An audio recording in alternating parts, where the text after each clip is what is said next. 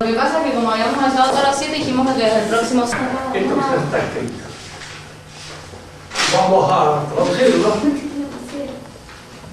de acuerdo, en fin, con una traducción lo más literal posible, para luego explicar esta primera tesis. Las 24 tesis tomistas son 24 puntos de la doctrina de Santo Tomás, en el que se abarca casi toda su filosofía.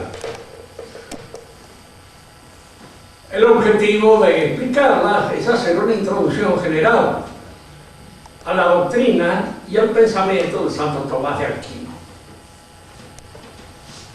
Esta es la primera de las tesis. Ya vamos a explicar bien en qué consiste. Potentia actum ita dividum ens. Quid est vel sic actus puros, vel est potentia actum tanquam primum principis necesario coalescat. Dice que la potencia y el acto así dividen al ente. Fíjense que el libro en el cual aparece el estudio de las 24 tesis tomistas de Hugo es un libro traducido del francés. Y en francés este término, dividum ens, ente, participio activo del verbo ser, en francés no existe. Entonces, la traducción que ha sido literalmente hecha del francés, dicen que dividen al ser. Pero si yo empleo ser para indicar el acto infinitivo de ser, y lo empleo también para indicar un ente, estoy haciendo un uso ambiguo del término ser. Y eso, a la larga, provoca una serie de confusiones que indudablemente se introducen en el pensamiento filosófico. Potencia y el acto dividen al ente, o a lo que es, que siempre es acto puro, o es potencia y acto. Potencia y acto como primeros principios necesariamente unidos. Vamos a tratar de explicar esto.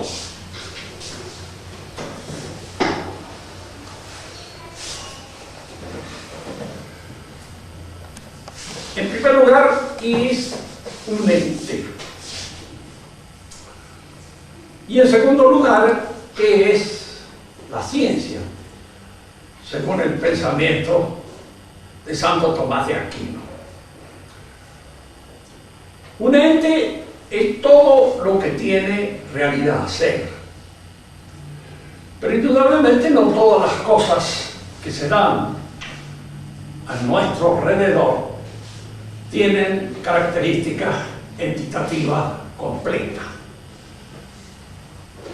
Hay entes y hay entes artificiales, entes creados por la mano del hombre, que son solo analógicamente entes, pero no lo son en el sentido pleno y total del término. Un cascote para nosotros es un ente, pero en realidad es un montón de entes, porque aquello que dentro del cascote tiene unidad probablemente sea la molécula. Está compuesto por muchas moléculas de distintas categorías, de distintas especies. Cada una de estas moléculas sí constituye un ente porque tiene una cierta unidad, pero el cascote es un conjunto de entes. Digo esto porque acá tenemos un borrador que aparentemente es un ente, pero en realidad es una composición artificiosa de varias cosas que la constituyen, no es una sola. El ente propiamente tal siempre será de manera especial y fundamental en los seres vivos, vegetales o animales o hombres. Cada uno de nosotros sí es un ente. La palabra ciencia es una palabra que se usa con distintas acepciones. En la doctrina tomista, la acepción propia de la palabra ciencia es siempre analógica. ¿Qué quiere decir esto? Un término, una palabra, un vocablo, es analógico cuando señala en las cosas que indica algo semejante y al mismo tiempo algo desigual. Fíjense que los términos pueden ser unívocos, pueden ser equívocos o pueden ser análogos. Un término es unívoco cuando indica una razón igual en todas aquellas cosas que señala el término. Así decimos que la pulga es un animal y que el hombre es un animal, porque la palabra animal significa animado, significa dotado de vida, y nada más. La pulga está dotada de vida como el hombre está dotado de vida, aunque cada uno de ellos constituya la vida de una manera diferente. Pero el término animal señala pura y simplemente este hecho, que está dotado de vida. De manera que este término tiene un sentido unívoco, no equívoco. Yo puedo distinguirme de la pulga por una razón que no es propia de la animalidad, es la razón racional, aquella que especifica al hombre y lo distingue de los demás animales. Pero esto es un ente, y yo también soy un ente. Cada uno de nosotros es un ente. Sin embargo, podemos decir que este término, que está referido al hecho de que existamos, de que esto y yo seamos, al mismo tiempo está señalando una diferencia que es entitativa. ¿En qué nos parecemos, escuchemos? En que los dos somos gente. ¿En qué nos distinguimos? En que somos entitativamente distintos. Es decir, que la palabra ente señala una igualdad, una semejanza, y al mismo tiempo señala una distinción. Y esta semejanza y esta distinción están señaladas ambas por el término ente. A estos términos que señalan al mismo tiempo una igualdad y una distinción se les llama análogos. El fundamental de todos los términos análogos es el ente.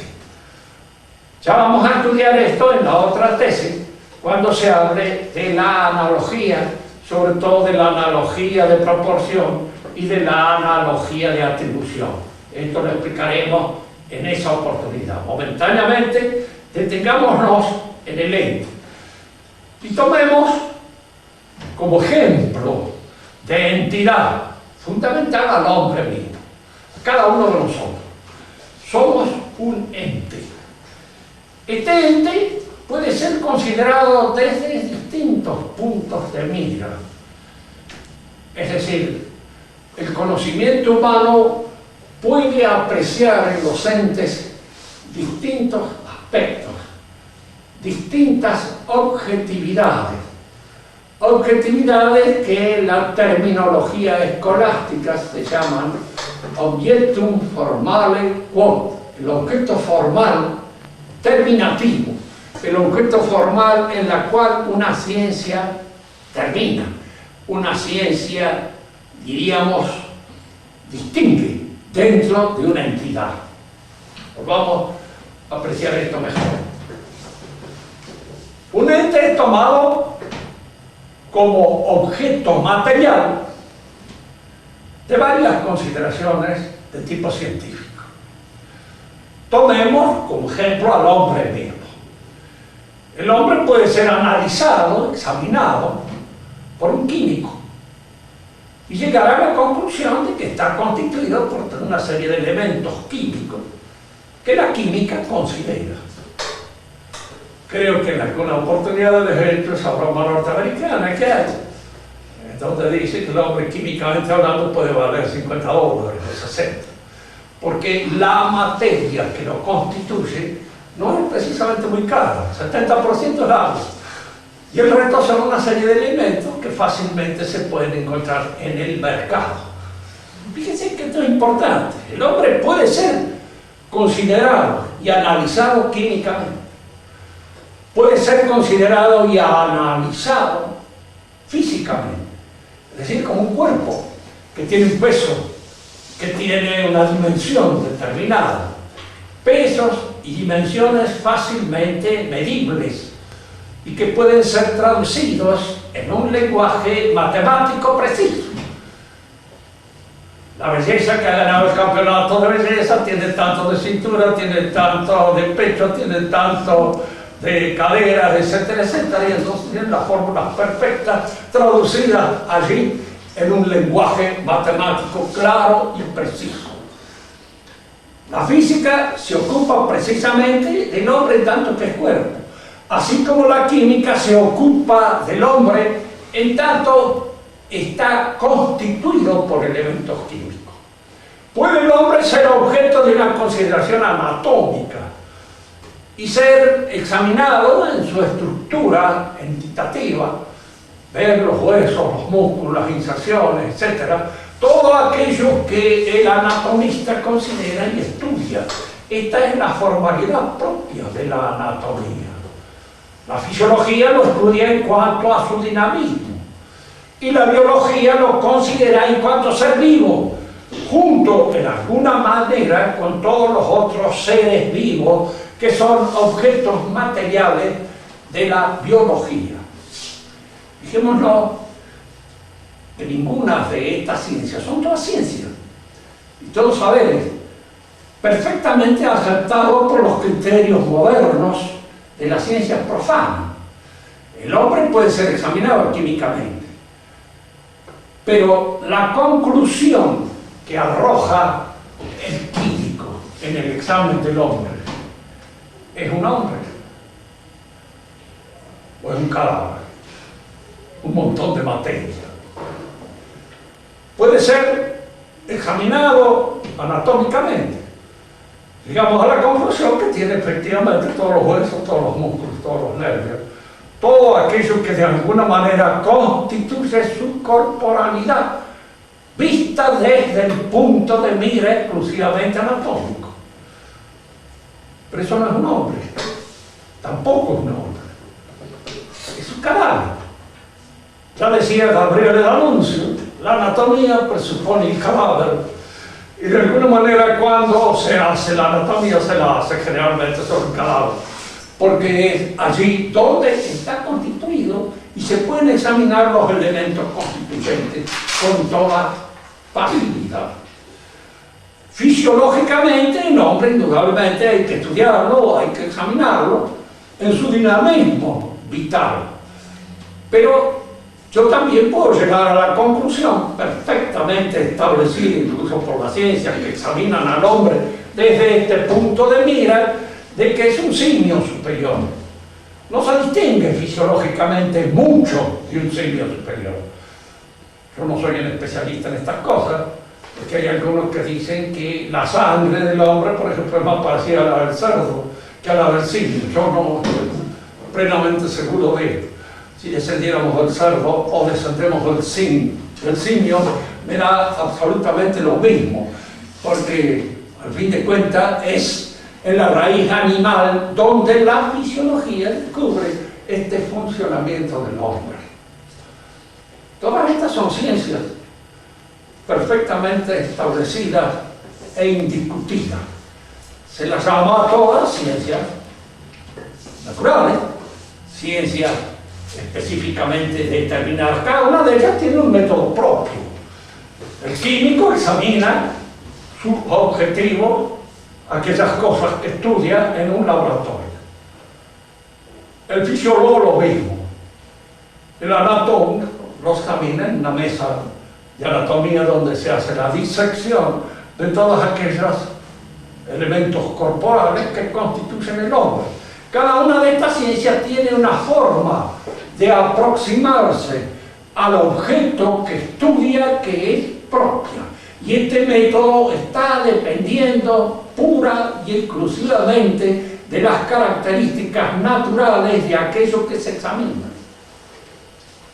Quiero decir con esto que aún en el campo, en el terreno, de lo que llamamos ciencias profanas o ciencias naturales, diríamos, los contenidos metodológicos para aproximarse a los objetos son distintos y dependen de la calidad del objeto. Estas cosas a veces difíciles de hacerles entender a los que tienen una disciplina científica determinada, porque tienen una tendencia muy natural en el hombre a creer que la única disciplina científica determinada es la que él estudia, la que él considera, y que no hay otra. Yo no necesito, por ejemplo, ni del laboratorio, ni necesito de ninguna observación especial para comprender que todos los radios interiores de un círculo son iguales. ¿Por qué? Porque la definición del círculo me da a entender que todos los radios que lo constituyen son iguales. No puede ser de otra manera.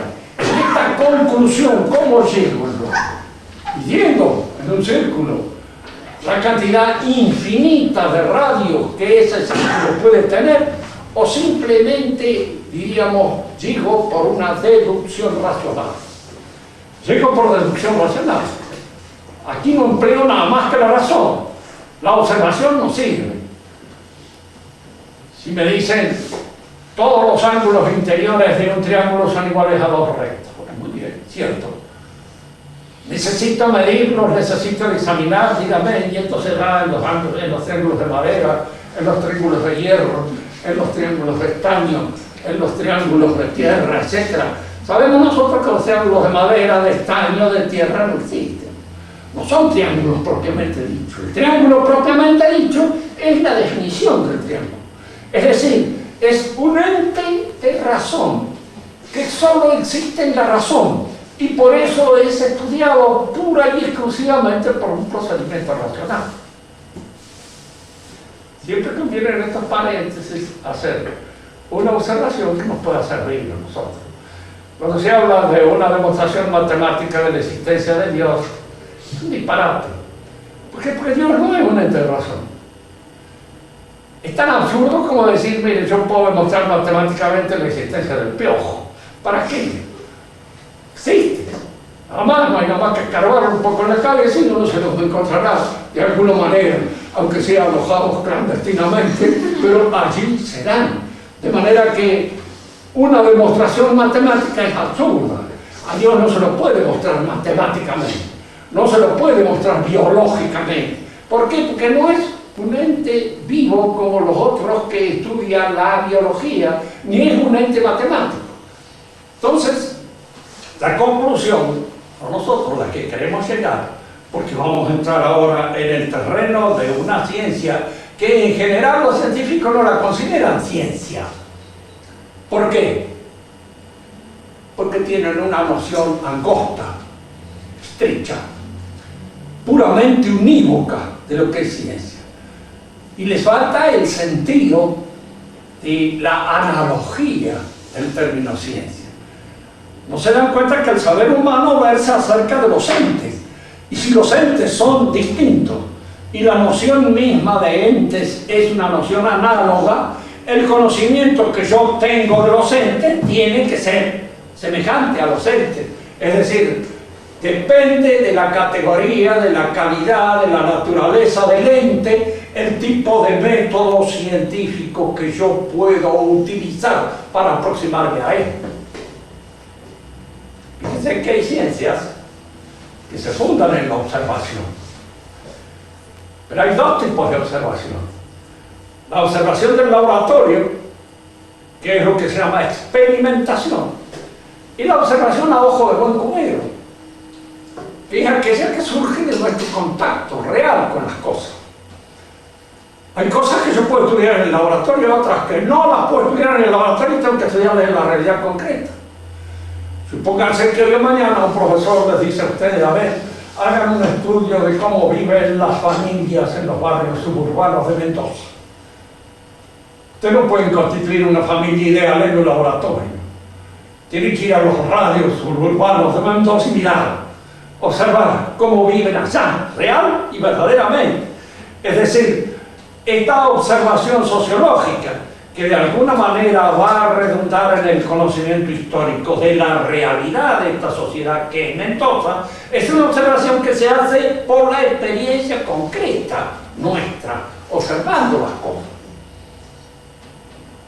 Diríamos, una de estas experiencias son aquellas que se fundan en la observación, que se fundan en los cuestionarios, que se fundan en los test, etcétera, etcétera, para observar qué opinan las niñas hoy, por ejemplo, sobre tal o cual cosa. Entonces se observan, se conversa con un número determinado, nunca se sabe muy bien porque la opinión puede ser sugerida por el interrogador, puede ser inventada por la que es interrogada con ganas de probarlo al interrogador, puede ser de muchas cosas. Es decir, que yo para realmente ir entresacando una verdad de todas esas cosas tengo que observar muy bien y en general no crear una situación artificiosa que pueda permitir la invención o la mentira.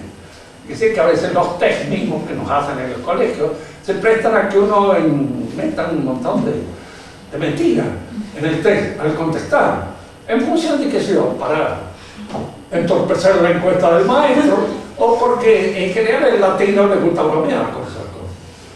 Estas son cosas que solamente toman seriamente los anglosajones, el resto, los alemanes, el resto de la humanidad no toman broma y de alguna manera hacen broma con respecto a todos estos textos. Queremos decir entonces con esto que la ciencia es una noción análoga, porque supone algo común. Todas las ciencias son un conocimiento sistemático, metódico, de una realidad. El sistema y el método constituyen elementos fundamentales de toda ciencia. Pero las conclusiones a que llega son distintas. Y por eso hay ciencias teóricas, hay ciencias prácticas, hay ciencias poéticas o técnicas y hay lógica. Cada una de ellas tiene conclusiones que son diferentes de las otras.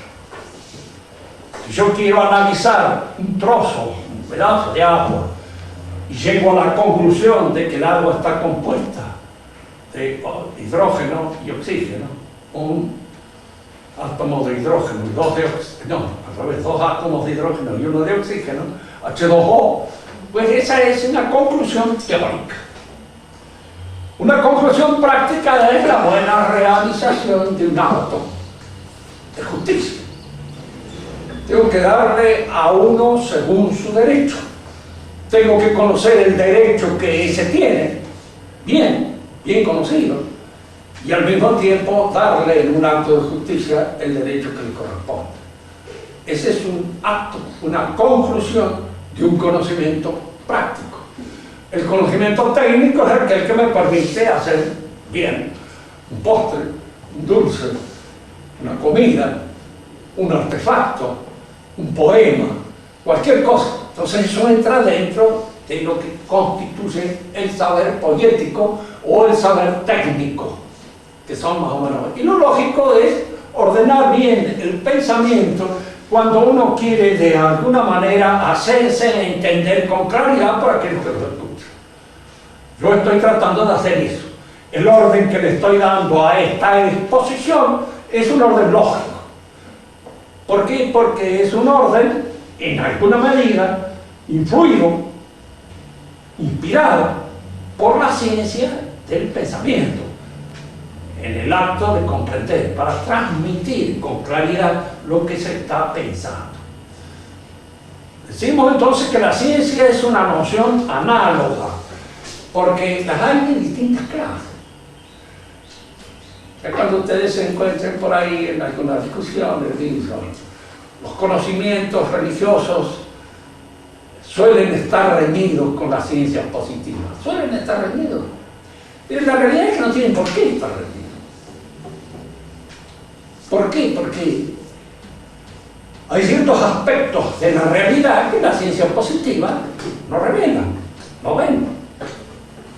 Yo puedo examinar químicamente a un hombre y no me voy a encontrar nunca ni con su inteligencia, ni con su voluntad, ni con su dignidad, ni con su sentimiento, ni con ninguna de esas otras cosas que constituyen nuestro haber más importante, íntimo y personal. No los voy a hallar en un examen químico, ni los voy a hallar en un examen físico, ni los voy a hallar en un examen anatómico, ni en un examen fisiológico. Les dije en otra oportunidad y lo vuelvo a repetir. Esa discusión entre el cosmonauta y diríamos, el médico psiquiatra. El cosmonauta dice, he andado por todas partes y nunca he visto a Dios. Y el otro dice, yo he examinado cerebros por todos lados y nunca he visto la inteligencia. Y tenían razón los dos. Y Dios puede ser observado, diríamos así, como un elemento constitutivo del cosmos, como una realidad cósmica, ni la inteligencia humana puede ser observada como si fuera un ente que está allí constituido y determinado, como la oreja, como la nariz, como el ojo o como la ceja. ¿Para qué todo este desorden para llegar a esto? El ente, que puede ser examinado por toda la ciencia, cada una de ellas nos dirá desde su propio punto de mira qué es esto que está estudiando. Hay una que está en el fundamento de todo lo que es ente, que es esta a la que se refiere Santo Tomás, la ontología, que forma parte de la metafísica. Digo esto porque es común entre los filósofos, sobre todo de inspiración protestante, decir que no, que la metafísica no existe. Pero decir que la metafísica no existe es como para mí si alguien me dijera, mire, este animal que está así no existe. ¿Por qué? Porque existe. Simplemente se puede hacer un análisis ontológico del ente. ¿Y qué es un análisis ontológico del ente? Por supuesto, no es un análisis químico, no es un análisis físico, no es un análisis, es algo que examina al ente, prescindiendo totalmente de todas aquellas características que lo determinan en la realidad como tal ente. Digamos, para mayor claridad. Si yo examino ontológicamente a un hombre, prescindo de que es un hombre, prescindo de que está constituido por elementos químicos, prescindo de que tiene una corporalidad que puede ser mensurable desde el punto de vista físico, prescindo de su anatomía, prescindo de su fisiología. Lo considero pura y exclusivamente en su entidad, en aquello que lo constituye como ente, que lo hace ser ente. Y cuando lo examino en su entidad, me doy cuenta que está compuesto por dos cosas: potencia y acto. Ahora aquí es donde entramos en este problema. ¿Qué queremos decir con potencia y acto? Son dos constitutivos fundamentales del ente.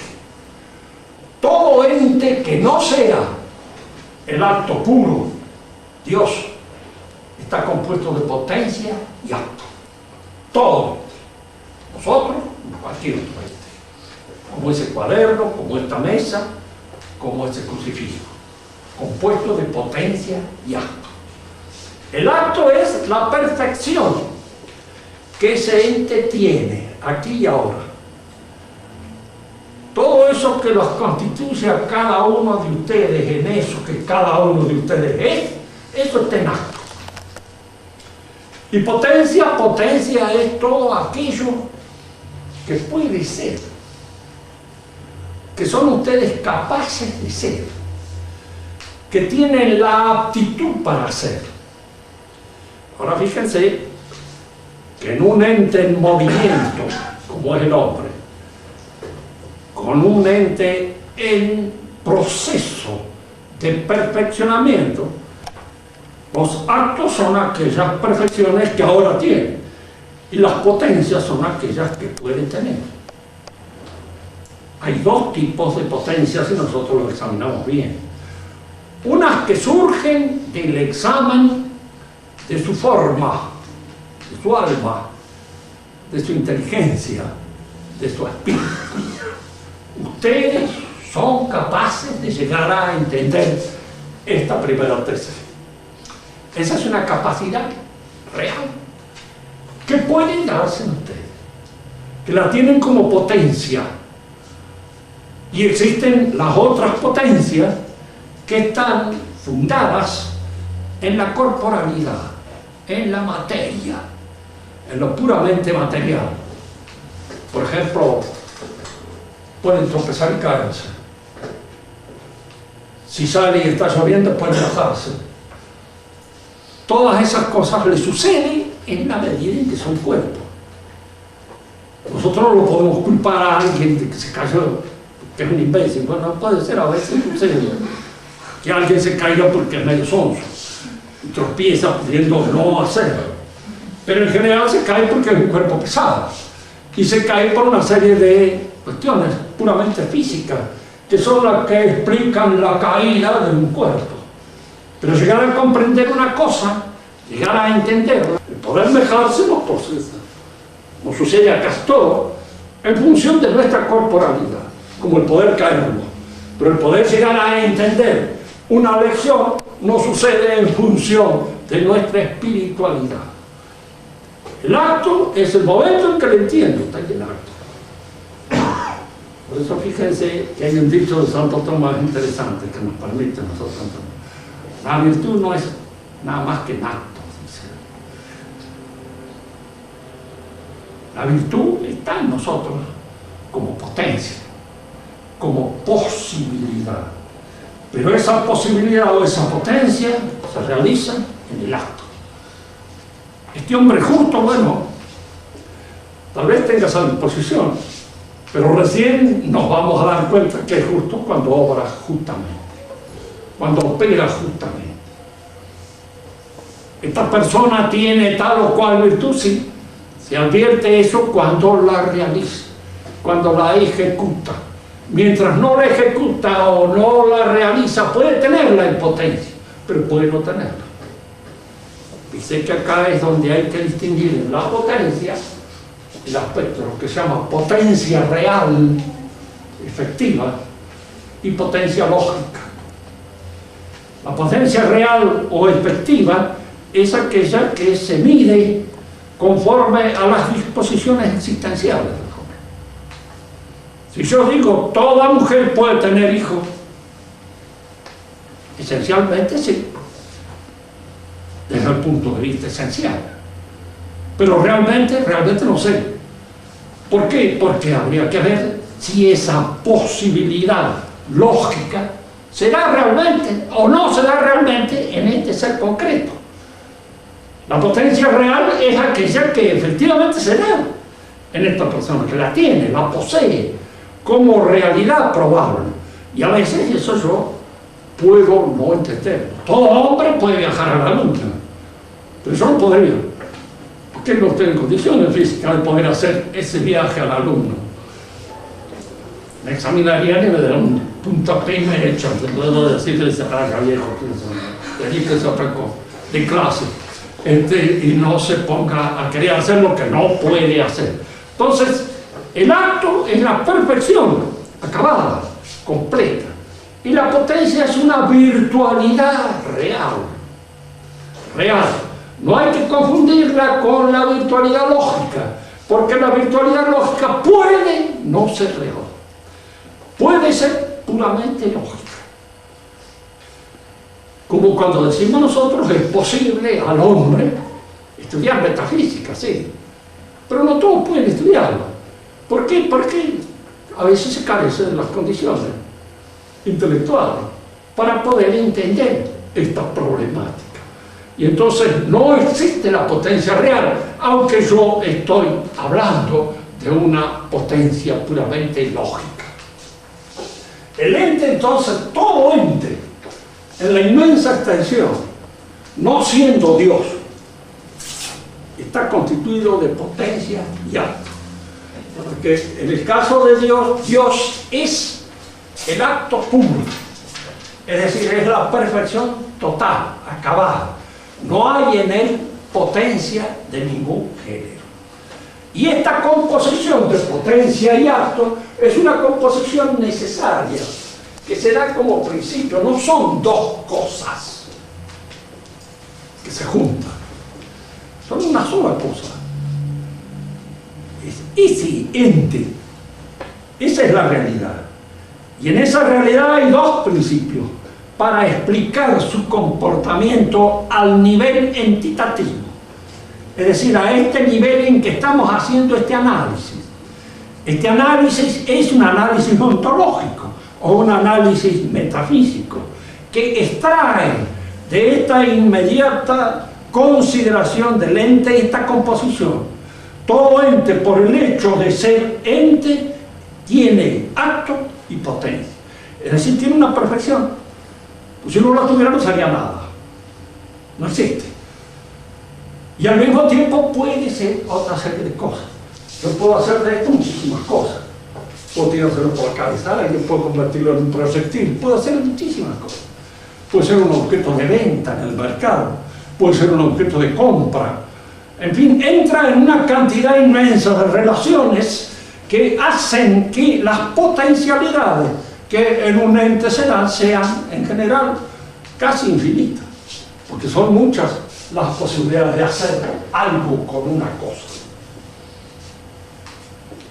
Decimos entonces que todo ente está compuesto de potencia y acto, y que la potencia y el acto son dos cualidades que lo constituyen entitativamente. No las podemos considerar aparte. Una potencia pura es la pura posibilidad. ¿De qué? Que la posibilidad se tiene que dar en algo. Y si se da en algo, ese algo está en acto. Y es en ese acto donde yo puedo descubrir la potencialidad que tiene. Diríamos así, por ejemplo, tomando un ejemplo que está muy común entre nosotros. Ahora, cuando se habla de derecho, yo siempre la tengo un poco con la Declaración de los Derechos del Hombre. Porque claro, es un disparate que es conveniente examinar. El hombre está en potencia para la adquisición de una serie de derechos que adquiere en su desarrollo perfectivo dentro de la sociedad a la cual pertenece. Todo hombre tiene derecho a una vida sana, a una propiedad, etc. Todas estas cosas, indudablemente, son, diríamos, de desear, pero al mismo tiempo que son de desear, implican un desarrollo, un perfeccionamiento, un logro.